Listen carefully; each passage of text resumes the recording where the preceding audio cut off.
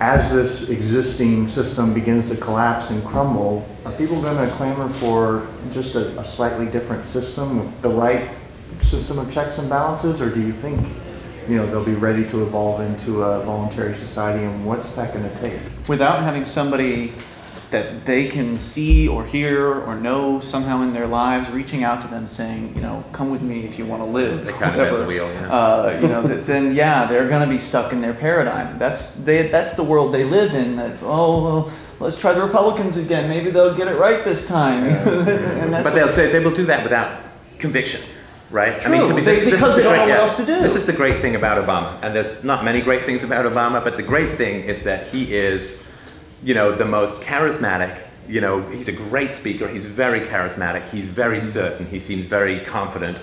And so this, to me, is the last huzzah, right, of statism, because people really put their energy, and we went from what people will, I'm sure, consider the worst president to who people believe is the best president. Savior. He's going to save it. Now, if he can't save the system, and clearly he can't, he's just some guy, right? I mean, you can't do it, right?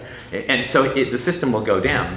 The interesting thing is that out of the 20th century, people recognized problems with particular forms of statism. They've always been skeptical of democracy, at least the intellectual classes, ever since Socrates, right? So democracy is a problem. So they tried fascism, they tried communism, they tried socialism, but the flavors of statism, there's nothing left in the buffet. Right? There's no flavor of statism that I can think of. Well, right now unless they're it's like unicorns run the country, right? Now it's a mix of fascism and socialism, but it's not, that doesn't work either. Yeah, but it's not an idealistic mix. People aren't saying, well, let's go and do this because it's a great ideal that's going to save the world, right? They're like, let's try this, right? Let's try this tool to loosen it, right? And so, sorry, let me just, so because there's nothing left in the buffet of statism that hasn't been tried, right? Republic, democracy, fascism, communism, socialism, corporatism, mercantilism, and empire, everything's been tried.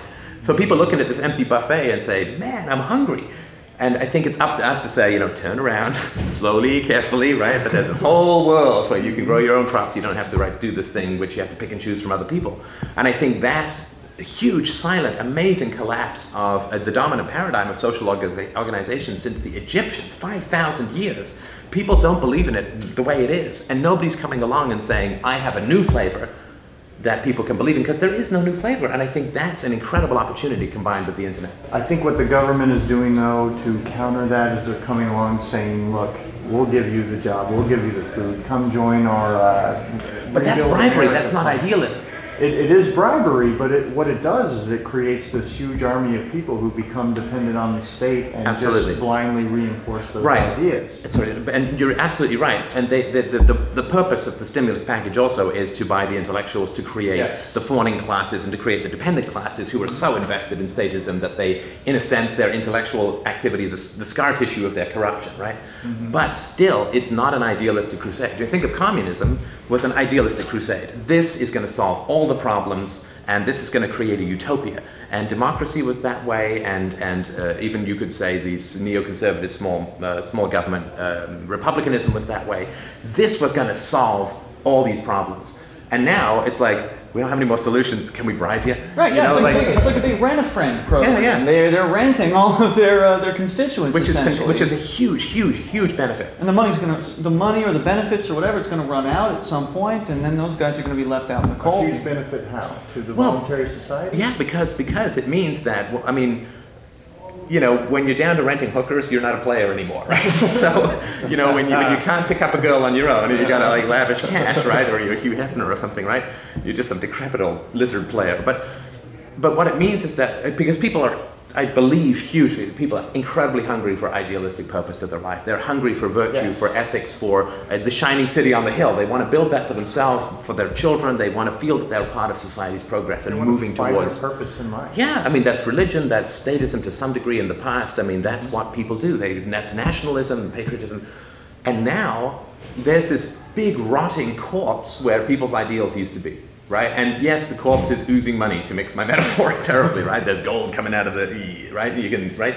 But there's this absence of noble purpose. The people don't believe in government anymore, in my opinion. And to me, Obama's the methadone to get them off that, right? That's my belief. But it means that if we can advance a credible, passionate, exciting, thrilling, motivating, moral narrative for people to say, yeah, we can have a great society, we can have a beautiful world, we can have a peaceful world, we can make this place a paradise. But you have to let go of your illusions, right? Because the fundamental enemy to all progress is illusion, because it gives you the belief that you've got an answer when you don't, right? Mm-hmm. And that the fact that there's no competing ideology out there that I know of. I mean, you read the papers, you read blogs, there's no competing ideology out there that I've seen that has any kind of motive power to people, because it's all some tired old rehash of stuff they've seen before, except for ours. And this has not been tried before. And that's why going back to the old republic isn't going to work, because it's like, well, we've been there and look where we ended up, right? Mm-hmm. So even if we rewind the clock, we're just going to come back here again, right? Whereas if we say, no, we break from that and we can do something new, you know? Right. Sorry, so that's the end of my speech. But that to me is why we have such an amazing opportunity right now. Yeah, it's like you said in Zen and the auto motorcycle maintenance, but to tear down the motorcycle factory or a government, but leave intact the rationale that created it. And the rationale will create another motorcycle factory. I'll get cancer treatment and I'll keep smoking. Well, yeah. What happens, right? Remove the cause, and the effect is not a problem. They want to just keep putting Band-Aids, but I think it's important what you're saying, because if you watch and you listen to what they're saying, they're very keenly aware on these shows, because they keep saying consumer confidence or voter confidence. Their confidence in the system, they understand it all goes based on confidence, and I think it has hit in the crap, or because when you've got people, it's one thing to someone 25 years old to lose their job. It's bad, but they're going to move on. But another thing, when you have someone 60 years old, where he's being wiped out. Mm. When you have worked for 35 years or so, and you're looking at having your entire savings wiped out because it's nominated in dollars. These people, I mean, at least in my little scope of influence, and the people that I'm, in Mesa, Arizona, they're pretty angry. Yeah. And they're seeing that this is not something that happened by the market. This is something that was done deliberately by the government. Yeah. And so that confidence keeps going down. And I think that opens possibility for people to start considering these ideas and looking outside of their current paradigm. Yeah, that's why I agree with Ian when you say it's paper thin. I think what the illusion is, and the tragedy, like I mentioned, is because there's so many people who don't know what you're thinking, so it's that whole Ash conformity experiment again. They're not willing to act on it, like you mentioned before. If they would just do something instead of holding some civil disobedience. Just a little risk. If a bunch of people took a little risk, amazing changes would happen. I agree, and it's just getting people out of that shell. I think the confidence is way down. They see what the problem is, but they don't know. Well, I don't know. What you think, Joe over there really? It's that problem with what does my neighbor think? In some religious writings, there's the God of what other people think, and it governs your whole damn life. Think about, to touch on that, libertarians, and I don't like that term really anymore, but voluntarists and liberty-minded people have always been feeling so alone. I mean, where they are, most of them are really alone. And so when you're talking about, well, what does my neighbor think? If you're the only guy in the neighborhood that's talking about liberty, if you're the only guy who believes in freedom, and everybody else is of a status mindset, and whenever you bring something up, they shoot you down, and they shoot you down, and they do everything to take a crap on your ideas, it's really going to just bum you out. And so the concentration factor is really, I think, the key to all of this. Concentrating as many activists in the same place as possible allows them to feel better about themselves because they have other people to validate their viewpoint around them. They're not being constantly attacked by their neighbors.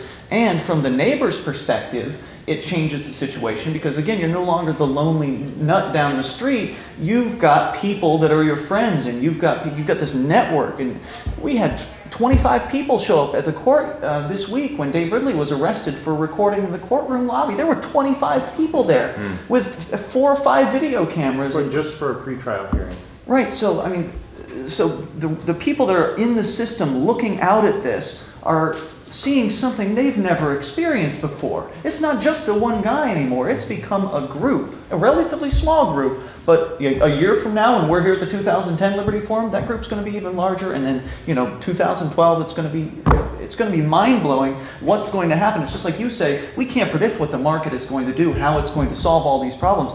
Neither can we really predict what all of these activists are going to do when they finally get together with one another and figure out that there are more of us than there are of them. At a certain point, that line is going to be crossed, and then all bets are off. And you can never, like if somebody has a gambling addiction, you can't get them to quit when they're on a winning streak. You just can't. Right? They're down in Vegas and they're making 10 grand an hour playing blackjack, and you say, you know, I really think you should stop this. And he's going to be like, but you can't.